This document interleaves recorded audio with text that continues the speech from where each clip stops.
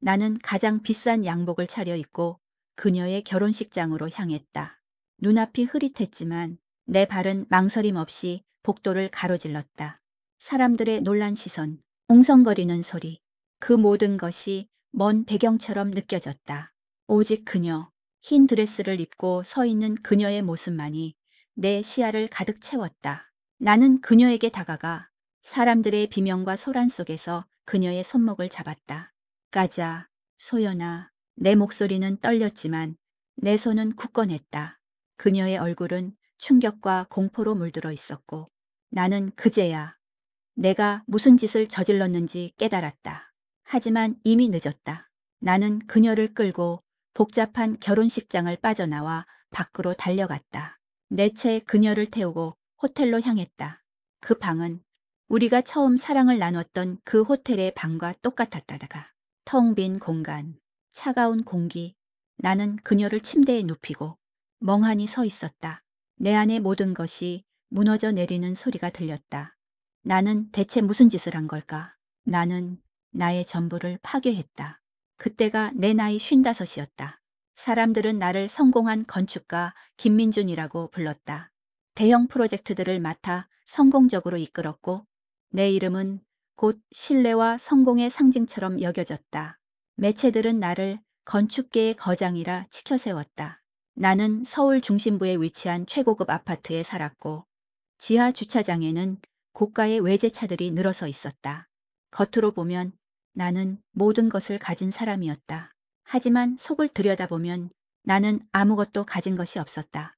아내와는 10년 전 이혼했고 두 아이는 모두 외국에서 살고 있었다. 텅 빈 아파트, 텅 빈 마음. 나는 거대한 도심 속에서 외로운 섬처럼 살았다. 나는 아침 일찍 일어나 차를 타고 도심을 가로질러 나의 작은 서점으로 향했다. 그곳은 내가 유일하게 마음을 놓을 수 있는 공간이었다.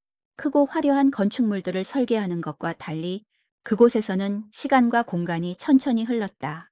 오래된 책들의 냄새, 낡은 종이의 질감, 손때 묻은 표지들. 나는 그 안에서 평화와 안정을 찾으려 했다. 하지만 그 평화는 언제나 잠시뿐이었다. 나는 책을 정리하고 먼지를 닦고 손님을 기다리는 동안에도 내 안에 공허함을 느꼈다. 그 공허함은 돈과 명예로도 채울 수 없는 깊은 구덩이와도 같았다.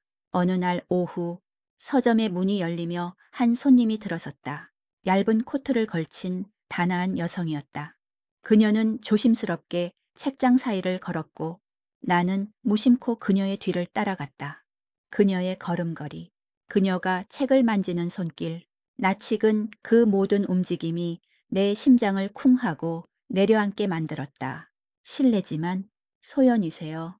내 목소리는 수십 년 동안 잊고 있었던 이름을 어렵게 뱉어냈다. 그녀가 천천히 고개를 돌렸다. 그녀의 얼굴은 세월의 흔적을 담고 있었지만 대학 시절 내가 사랑했던 그 모습 그대로였다. 그녀의 눈은 놀라움과 혼란으로 흔들렸다. 30년 만의 재회였다. 그녀는 결혼했었지만 몇 년 전 이혼했고 딸과 함께 살고 있다고 했다. 나는 내 이혼 사실과 아이들이 외국에 있다는 것을 간결하게 설명했다. 우리는 서먹한 침묵 속에서 서로의 눈을 마주했다. 나는 그녀의 눈에서 내가 그녀에게 주었던 깊은 상처를 읽을 수 있었다. 그날 밤 나는 잠을 이룰 수 없었다. 내 마음속 깊은 곳에 묻어두었던 감정들이 다시금 살아났다.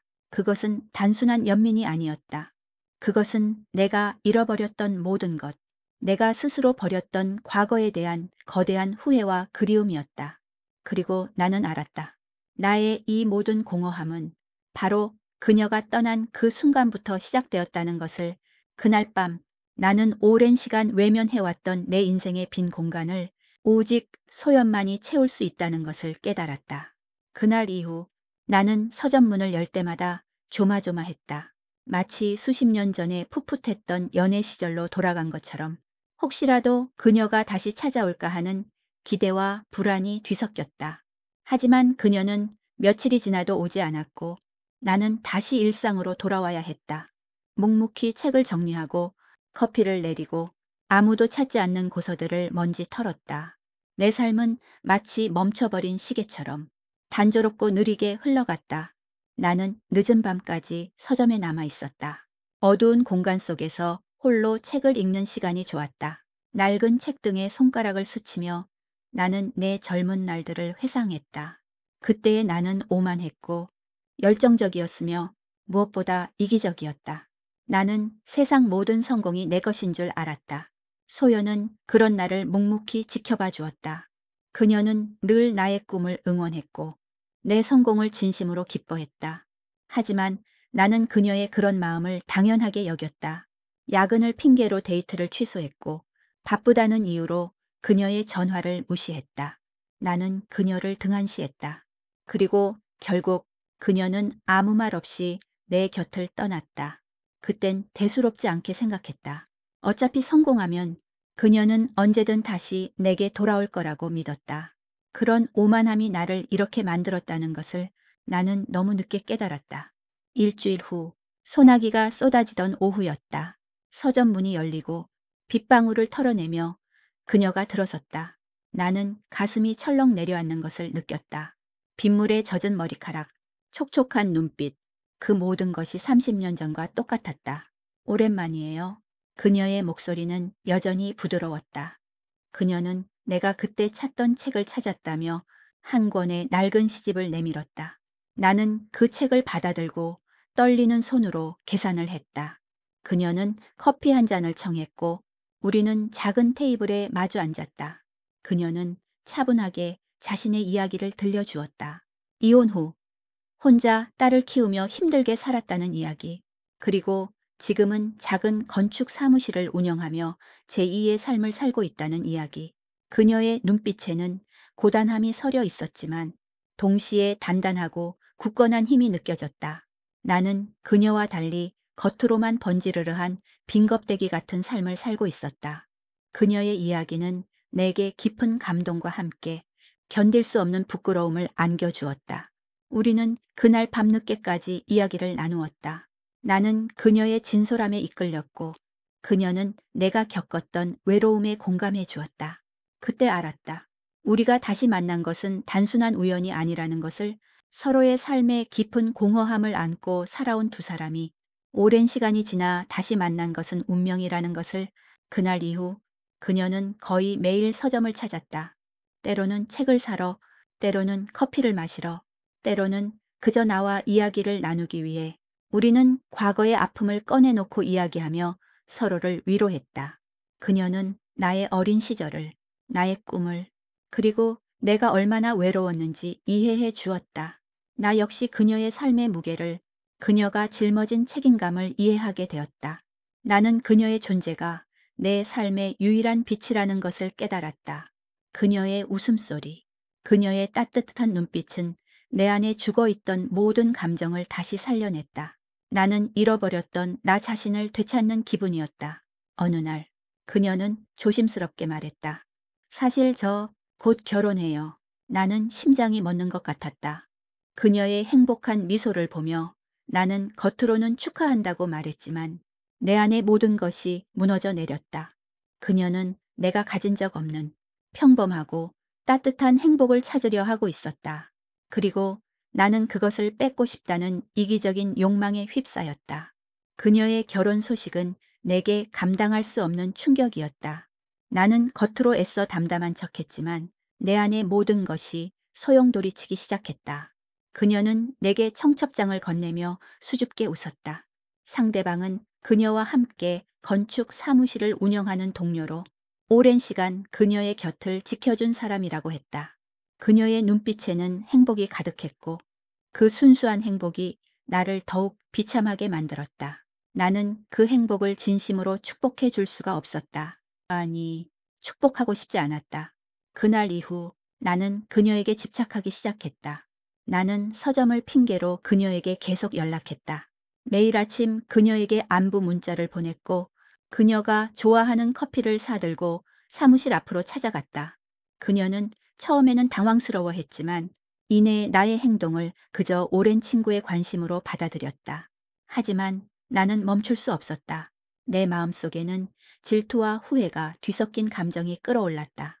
나는 그녀의 약혼자에 대해 꼬치꼬치 캐물었고 그녀의 말 한마디 한마디에 신경을 곤두세웠다.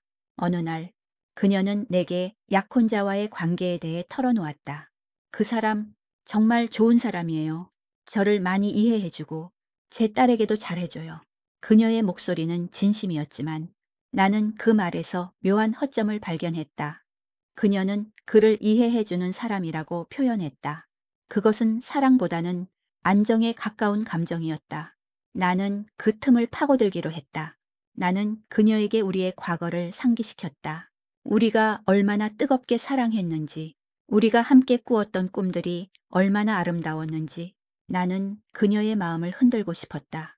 나는 그녀에게 말했다. 소연아, 나는 아직도 그 시절을 잊을 수가 없어. 내가 너를 떠난 건 정말 바보 같은 짓이었어. 내 말은 진심이었다. 나는 정말로 후회하고 있었다. 하지만 그 후회는 순수한 마음에서 비롯된 것이 아니었다. 그것은 내가 이룬 모든 성공에도 불구하고 채워지지 않는 내 삶의 공허함을 그녀로 채우고 싶다는 이기적인 욕망이었다. 나는 그녀를 되찾아 내가 잃어버린 과거의 영광을 회복하고 싶었다. 그녀는 나의 고백에 흔들리는 모습을 보였다. 그녀의 눈빛은 혼란스러웠고 나는 그 혼란을 즐겼다. 나는 그녀에게 더 자주 연락했고 밤늦게까지 그녀와 전화를 붙들고 있었다. 그녀는 결혼 준비로 바빴지만 나의 전화를 피하지 않았다. 우리는 과거의 이야기를 나누기도 하고 때로는 현재의 외로움을 서로에게 털어놓기도 했다. 나는 그녀가 약혼자와 다투는 날이면 즉시 그녀에게 달려가 위로했다. 그리고 그럴 때마다 그녀는 내게 조금씩 더 의지하는 것처럼 보였다. 나는 그녀의 마음속에 내가 다시 들어갈 자리가 생겼다고 믿었다. 그녀가 약혼자에게서 찾지 못하는 무언가를 내가 줄 수 있다고 생각했다. 그건 안정도, 평화도 아닌 격렬하고 위태로운 감정의 소용돌이였다. 나는 그녀를 그 혼란 속으로 끌어들였다. 소연아, 너는 정말 행복하니? 네가 정말 원하는 삶이 이거야. 나는 그녀에게 계속해서 질문을 던졌다. 그리고 그 질문은 그녀의 마음속에 작은 균열을 만들었다. 나는 그 균열이 점점 더 커지기를 바라며 더욱 거침없이 그녀의 삶을 파고들었다. 나는 내가 옳다고 그녀의 행복을 위해 이러는 것이라고 스스로를 합리화했다. 하지만 그건 순전히 나의 욕심이었다. 그녀의 혼란을 확인한 나는 더욱 대담해졌다. 나는 그녀에게 매일같이 메시지를 보냈다. 아침에 눈을 뜨면 잘 잤어 라는 문자로 하루를 시작했고 밤에는 오늘은 힘들었지? 괜찮아. 내가 있잖아. 라며 그녀의 어깨를 감싸는 듯한 위로를 건넸다. 그녀는 처음엔 뜸을 들이며 답장했지만 시간이 지날수록 나의 메시지에 의지하는 것처럼 보였다. 그녀는 나에게 약혼자와의 사소한 다툼이나 결혼 준비 과정에서 겪는 어려움들을 털어놓기 시작했다. 나는 그 모든 것을 경청하며 그녀의 편이 되어 주었다. 사실 나는 그녀의 약혼자에 대해 알고 있었다. 그는 나와 달리 오랜 시간 소연의 곁에서 묵묵히 그녀를 지켜주었던 사람이었다. 평범하고 성실하며 소연을 진심으로 사랑하는 사람이었다. 나는 그런 그의 존재가 나의 불안을 더욱 키운다는 것을 느꼈다. 나는 그의 진실함을 무시하고 그를 깎아내리기 시작했다. 그 사람, 너를 이해한다고 말하지만 사실은 너의 꿈을 잊게 만드는 것 아니니 너는 원래 그렇게 평범한 사람이 아니었잖아. 나는 내가 과거에 그녀에게 했던 짓을 이제는 그의 탓으로 돌리고 있었다. 나는 그녀에게 옛 추억을 끊임없이 상기시켰다. 우리가 함께 거닐었던 교정, 처음으로 손을 잡았던 순간, 그리고 내가 그녀에게 쓴 시들, 나는 그녀에게 잊고 지냈던 감정들을 다시금 불러일으키려 했다. 그녀의 눈빛은 흔들렸고 나는 그 순간이 내가 옳았다는 증거라고 믿었다. 나는 그녀가 약혼자를 만날 때면 마음속으로 그 시간을 질투했다. 그녀가 내 곁에 없는 시간은 모두 무의미하다고 생각했다. 나는 소유욕에 사로잡혀 있었고 그 소유욕을 사랑이라는 이름으로 포장했다. 나는 어느새 두 개의 가면을 쓰고 살아가고 있었다. 낮에는 성공한 건축가이자 점잖은 서점 주인이었다. 사람들은 나를 존경했고 내 의견에 귀를 기울였다. 하지만 밤이 되면 나는 오직 소연에게만 집착하는 비틀어진 욕망에 사로잡힌 한 남자일 뿐이었다. 나는 그녀에게 거짓말을 하고 나의 이중적인 행동을 숨기기 위해 노력했다.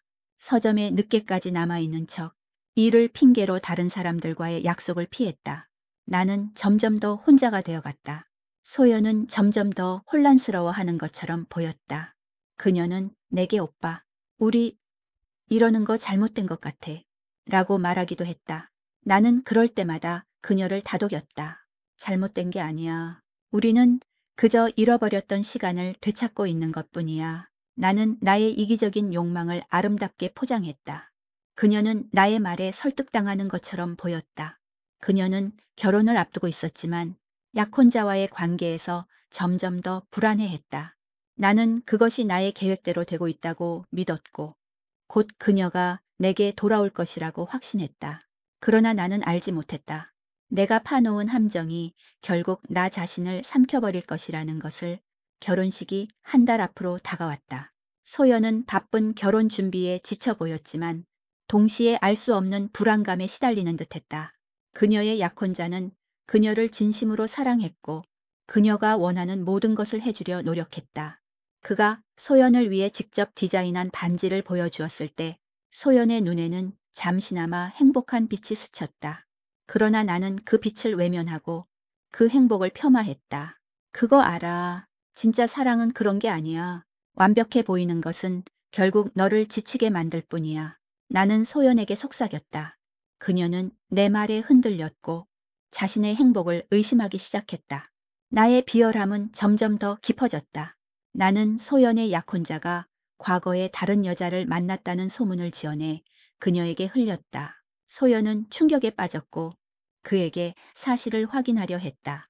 그는 소연의 오해를 풀기 위해 노력했지만 나는 그 틈을 놓치지 않았다. 봐, 진실은 항상 감춰져 있어. 너를 진심으로 생각하는 사람은 나밖에 없잖아. 나는 소연의 혼란을 이용하여 그녀의 마음을 더욱 흔들었다. 나의 거짓말은 점차 소연의 약혼자에 대한 불신으로 이어졌고 두 사람 사이에는 보이지 않는 벽이 생겨났다. 나는 소연이 내게 완전히 돌아올 것이라고 확신했다. 그녀는 점점 더 내게 의지했고 내 서점에서 많은 시간을 보냈다. 우리는 함께 저녁을 먹고 밤늦도록 술을 마셨다. 술에 취한 그녀는 내게 기대어 오빠, 나 정말 모르겠어. 내가 뭘 원하는지, 뭘 해야 하는지 라며 눈물을 흘리기도 했다. 나는 그런 그녀의 눈물을 닦아주며 괜찮아. 내가 너의 길을 알려줄게. 라고 속삭였다. 나는 그녀를 구원하는 영웅이라도 된 것처럼 행동했다. 하지만 나는 그녀를 구원하고 있는 것이 아니라 그녀를 파멸로 이끌고 있었다. 결혼식 일주일 전 소연의 약혼자가 서점을 찾아왔다. 그는 내게 정중하면서도 단호한 목소리로 말했다. 소연에게서 당신에 대한 이야기를 들었습니다. 소연을 혼란스럽게 만들지 말아주세요. 소연은 저와 행복할 겁니다. 그의 눈빛은 흔들림이 없었다. 그는 내게 소연을 포기하라고 말했지만 나는 그의 말에 오히려 오기가 생겼다. 행복, 당신이 소연을 사랑하는 것만큼 나도 사랑했소. 당신이 그 사랑의 깊이를 어떻게 압니까? 나는 그의 앞에서 나의 감정을 쏟아냈다. 그러나 그는 나의 비열함을 꿰뚫어 보고 있었다. 당신이 사랑하는 것은 소연이 아니라 당신의 잃어버린 과거입니다. 당신의 외로움을 채우기 위해 소연을 이용하지 말아 주십시오. 그의 마지막 말은 내 심장을 칼로 찌르는 듯했다. 나는 그날 밤 늦게까지 술을 마셨다. 약혼자의 말은 사실이었다. 나는 소연을 진정으로 사랑하고 있는가? 아니면 그저 나의 공허한 삶을 채워줄 도구로 그녀를 이용하고 있는가? 나는 알 수 없는 불안감과 공포에 휩싸였다. 내가 지금 하고 있는 모든 행동이 결국 나의 삶을 파멸로 이끌 것이라는 것을 직감했다. 그러나 나는 이미 너무 멀리 와 있었다. 나는 멈출 수가 없었다. 결혼식 전날 밤이었다. 나는 서점 문을 일찌감치 닫고 혼자 술을 마셨다. 텅 빈 서점, 켜켜이 쌓인 먼지 냄새, 그리고 나를 짓누르는 고독. 며칠 전 소연의 약혼자가 내게 남기고 간 말이 계속 귓가에 맴돌았다. 당신이 사랑하는 것은 소연이 아니라 당신의 잃어버린 과거입니다. 그 말은 비수처럼 내 심장을 꿰뚫었다. 나는 그가 옳았다는 것을 알았다. 나는 소연을 사랑하는 것이 아니었다. 나는 그녀를 통해 잃어버린 나의 젊음, 순수했던 나의 사랑, 그리고 무엇보다 나 자신의 가치를 되찾고 싶었던 것이다. 나는 술잔을 들었다. 한 잔, 두 잔. 알코올이 내 몸속으로 퍼져나가며 나의 이성을 마비시켰다. 나는 이제 더 이상 성공한 건축가도 서점 주인도 아니었다. 나는 그저 모든 것을 잃어버리고 모든 것을 후회하는 한심한 중년의 남자일 뿐이었다. 나는 그녀에게 전화를 걸고 싶었다.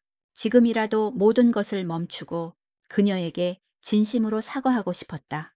하지만 내 손은 굳어버렸다. 나는 그녀에게 용서를 빌 자격조차 없었다. 자정이 넘어서야 나는 겨우 비틀거리며 서점을 나섰다. 어둠이 짙게 깔린 거리를 홀로 걸었다. 나는 우리가 처음 만났던 공원을 지났다. 벤치에 앉아 그녀와 밤늦도록 이야기를 나누던 때가 떠올랐다. 그때의 나는 순수했다. 미래에 대한 꿈으로 가득했고 그 꿈의 중심에는 항상 그녀가 있었다. 하지만 나는 그 꿈을 스스로 버렸다. 명성과 성공이라는 헛된 욕망을 쫓아 나는 가장 소중한 것을 내 손으로 놓쳐버렸다. 그리고 그녀와 헤어진 후 나는 그 누구도 진심으로 사랑할 수 없었다. 내 결혼 생활은 외로움의 연속이었고 아이들과의 관계는 항상 삐걱거렸다. 나는 내 자신에게 솔직하지 못했다. 나는 내 안의 공허함을 외면한 채 겉으로는 완벽한 삶을 사는 척했다. 그리고 소연이 나타났을 때 나는 그 공허함을 채울 기회라고 생각했다. 하지만 나는 그녀를 구원하려 한 것이 아니었다. 나는 나 자신을 구원하려 했다. 나는 그녀의 집 앞에 멈춰 섰다. 불은 꺼져 있었다. 그녀는 지금쯤 행복한 꿈을 꾸고 있겠지. 나는 그녀를 사랑했고, 그래서 그녀를 파멸시키려 했다. 그 모순적인 감정이 나를 짓눌렀다. 나는 이제 더 이상 그녀를 되찾고 싶지 않았다. 나는 그저 그녀의 행복을 빌어주고 싶었다. 하지만 내 안에 또 다른 목소리가 속삭였다. 안 돼. 이대로 포기할 수 없어. 그녀는 아직 흔들리고 있어. 한 번만 더 노력해봐. 그 목소리는 나의 절망을 파고들었고 나의 이성을 잠식했다. 나는 결국 핸드폰을 꺼내 그녀에게 메시지를 보냈다. 소연아, 나 지금 너의 집 앞이야. 딱 한 번만 마지막으로 너를 볼 수 있을까? 그러나 답장은 오지 않았다. 나는 무작정 그녀의 집 앞에서 기다렸다. 얼마나 시간이 흘렀을까? 나는 차가운 밤 공기 속에서 떨며 나의 삶이 얼마나 비참한지 깨달았다. 나는 모든 것을 잃어버렸고 이제는 그녀마저 잃어버릴 위기에 처했다. 그때 내 머릿속에 하나의 생각이 스쳐 지나갔다. 내 인생의 마지막 기회. 단 한 번의 기회. 나는 다음 날 아침 그녀의 결혼식장으로 향하기로 결심했다. 새하얀 웨딩드레스, 턱시도를 차려입은 남자, 그리고 행복하게 웃는 사람들. 결혼식장은 그 자체로 완벽한 동화 같았다. 나는 가장자리에 서서 그 모습을 지켜보았다. 30년 전 내가 그녀에게 주지 못했던 평범하고 따뜻한 행복이 이제 다른 사람의 손에 의해 완성되고 있었다. 내 심장은 질투와 후회로 찢어질 것 같았다. 소연은 아름다웠다. 그녀의 눈빛은 깊은 평화로 가득 차 있었고 그녀의 미소는 진심으로 행복해 보였다. 나는 그 모습을 보며 내가 얼마나 비열하고 이기적이었는지 다시금 깨달았다. 나는 그녀의 행복을 위한다며 그녀를 흔들었다. 나는 내가 그녀에게 마지막 기회라고 생각했다. 하지만 그건 순전히 나의 착각이었다. 나는 그저 그녀의 행복을 빼앗고 싶었던 것뿐이었다. 주례사가 시작되고 하객들은 숙연한 분위기 속에서 두 사람의 사랑을 축복했다. 나는 더 이상 참을 수 없었다. 내 안의 이성이 끊어졌다. 나는 홀린 듯이 자리에서 일어섰다. 내 발걸음은 마치 자석에 이끌린 쇠조각처럼 단상 위로 향했다. 안 돼. 내 머릿속에서 경고음이 울렸지만 나는 멈출 수 없었다. 나는 소연에게 다가가 그녀의 손목을 잡았다. 그녀의 손목은 차가웠고 그녀의 눈은 공포와 경악으로 흔들렸다. 나는 그녀를 끌고 복도를 달렸다. 뒤에서는 소란스러운 소리가 들려왔다. 사람들의 외침, 소연의 약혼자의 분노 섞인 목소리. 나는 그 모든 것을 무시했다. 내 눈에는 오직 소연만이 보였다. 나는 그녀를 채 태우고 미리 예약해둔 호텔로 향했다. 그곳은 우리가 30년 전 처음 만났을 때 내가 그녀에게 바쳤던 사랑이 시작된 곳이었다. 나는 그녀를 그 방으로 데려왔다. 문을 닫고 그녀를 바라보았다. 그녀의 눈에는 더 이상 혼란이나 흔들림이 없었다. 그저 차갑고 공허한 시선만이 나를 향하고 있었다. 어바, 왜 이러세요? 그녀의 목소리는 떨렸지만 그 속에는 분노와 슬픔이 뒤섞여 있었다. 나는 그녀에게 무릎을 꿇었다.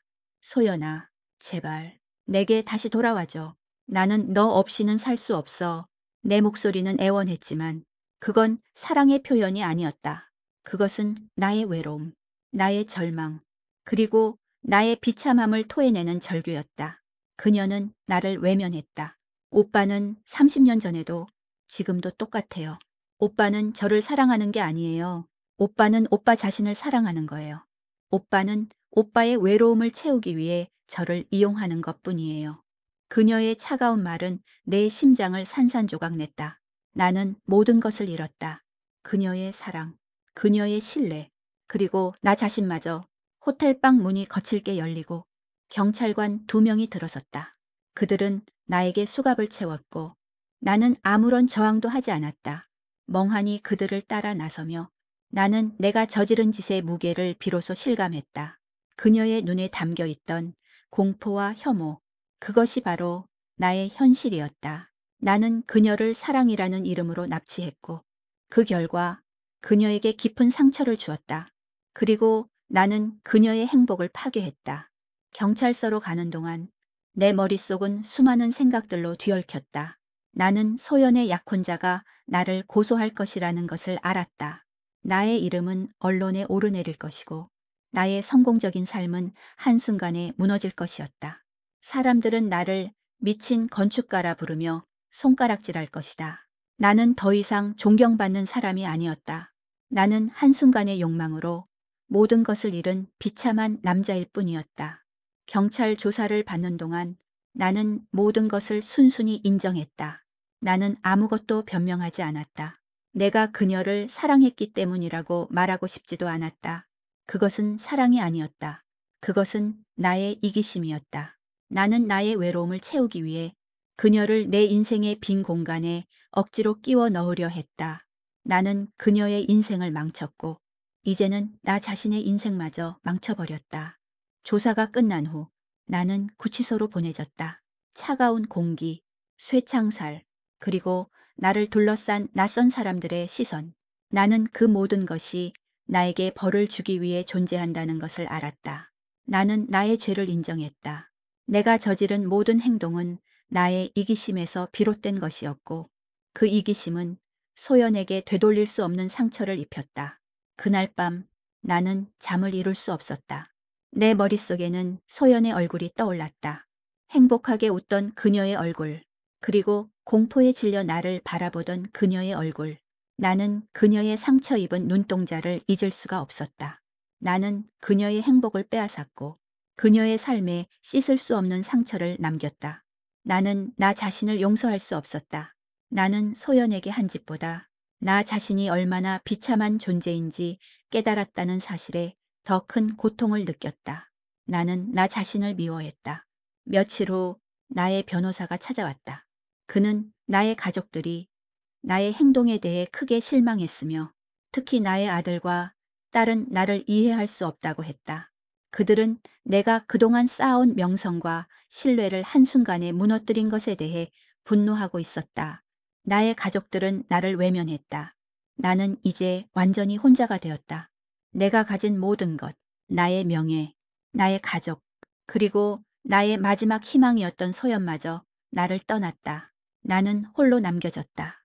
차가운 감옥의 밤, 나는 눈물을 흘리며 후회했다. 그러나 그 후회는 이미 너무 늦은 것이었다. 구치소에서의 시간은 의미 없이 흘러갔다. 나는 매일 똑같은 밥을 먹고 똑같은 차림으로 멍하니 앉아 있었다. 나의 이름은 이제 성공한 건축가도 서점 주인도 아니었다. 나는 그저 죄수번호로 불리는 존재가 되었다. 세상의 모든 것과 단절된 채 나는 오로지 나 자신과 마주해야 했다. 나는 내 삶을 되돌아보았다. 젊은 시절 나는 성공만을 향해 달렸다. 돈과 명예가 전부인 줄 알았다. 소연을 버린 것도 그녀와의 사랑보다 나의 미래가 더 중요했기 때문이었다. 나는 그때의 선택을 후회하지 않는다고 스스로를 속였다. 하지만 그 거짓말은 나를 평생 따라다녔다. 나의 결혼 생활은 공허했고 아이들과는 정서적으로 교감하지 못했다. 나는 그 모든 공허함을 일로 채우려 했지만 그것은 채워지지 않는 밑 빠진 독과 같았다. 그리고 소연이 다시 나타났을 때 나는 그녀가 나를 구원해 줄 것이라 생각했다. 그녀는 나의 잃어버린 과거였고 나의 잃어버린 영혼이었다. 나는 그녀를 되찾으면 모든 것이 제자리를 찾을 것이라 믿었다. 하지만 나의 행동은 사랑이 아니었다. 그것은 집착이었고 소유욕이었다. 나는 그녀의 행복을 빼앗고 그녀의 삶을 망치려 했다. 내가 그녀를 납치한 것은 그녀를 내 것으로 만들려는 마지막 발악이었다. 나는 감옥 안에서 혼자 생각했다. 왜 나는 그녀에게 사랑한다고 말하지 못했을까? 왜 나는 그녀의 행복을 진심으로 빌어주지 못했을까?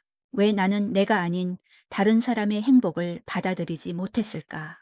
모든 질문의 답은 하나였다. 나는 너무나 이기적이었다. 나의 사랑은 나 자신을 위한 것이었고 나의 행복은 오로지 내게만 초점이 맞춰져 있었다. 며칠 후 변호사가 다시 찾아왔다. 그는 소연이 나를 용서하고 선처를 바란다는 합의서를 제출했다고 전했다. 나는 믿을 수 없었다. 내가 그토록 비열하게 상처를 준 그녀가 나를 용서해 주다니. 그녀는 당신에게 아무런 원한도 없습니다. 그저 당신이 행복하기를 바란다고 하더군요. 변호사의 말은 내 가슴을 찢어 놓았다. 내가 그토록 증오했던 그녀의 약혼자는 그녀를 진심으로 사랑했고 그들의 관계는 나의 방해에도 불구하고 더욱 단단해졌다고 했다. 나는 눈을 감았다. 나는 그녀의 인생을 망치려 했지만 그녀는 나를 용서함으로써 내게 마지막 구원의 기회를 주었다. 하지만 그 구원은 너무나 비참했다. 나는 그녀의 용서 앞에서 나의 죄가 얼마나 큰지 깨달았다. 나는 모든 것을 잃었다. 나의 명예, 나의 가족, 그리고 내가 마지막으로 붙잡으려 했던 그녀마저. 나는 이제 진정한 혼자가 되었다. 나의 삶은 공허했고 그 공허함은 앞으로도 영원히 계속될 것이다. 나는 나의 이기적인 선택으로 인해 모든 것을 잃은 한없이 외로운 존재가 되었다. 나는 감옥에서 나왔다. 내게 남은 것은 아무것도 없었다. 명성도, 재산도, 가족도, 그리고 소연도. 나는 모두에게 외면당한 채 세상에서 가장 외로운 사람이 되었다. 나는 모든 것을 처음부터 다시 시작해야 했다. 나는 더 이상 화려한 건축물이 아닌 작고 보잘것없는 건물을 짓는 일용직 노동자가 되었다. 하루 종일 땀을 흘리며 벽돌을 나르고 시멘트를 발랐다. 육체는 힘들었지만 내 마음은 오히려 평온해졌다.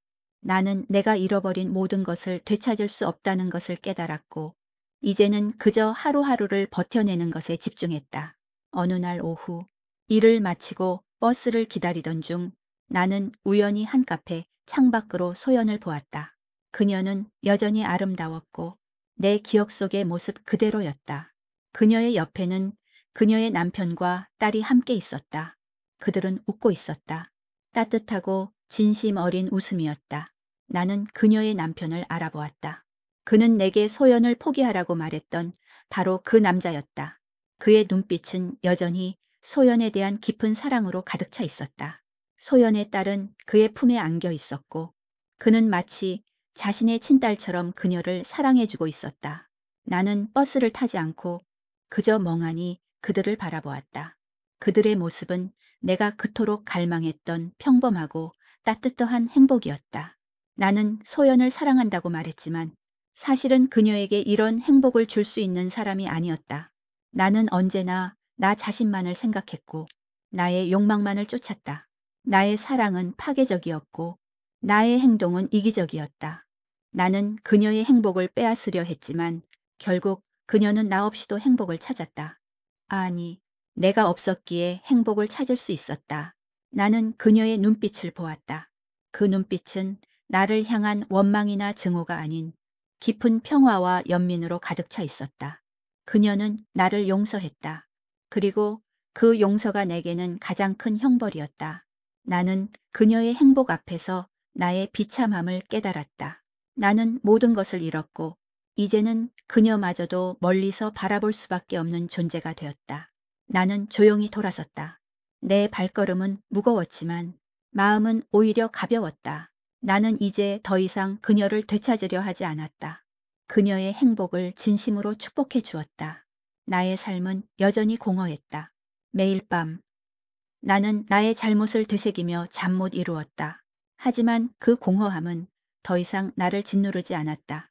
나는 나의 잘못을 인정했고 그 잘못의 대가를 치렀다. 나는 나의 이기적인 욕망으로 인해 모든 것을 잃은 비참한 존재가 되었지만 동시에 내 삶에 진정한 평화를 찾았다. 나의 이야기는 여기까지다. 나는 그날 이후로 소연을 다시 보지 않았다. 다만 그녀의 행복을 멀리서나마 응원하며 나의 남은 생을 홀로 살아갈 뿐이다. 그날 밤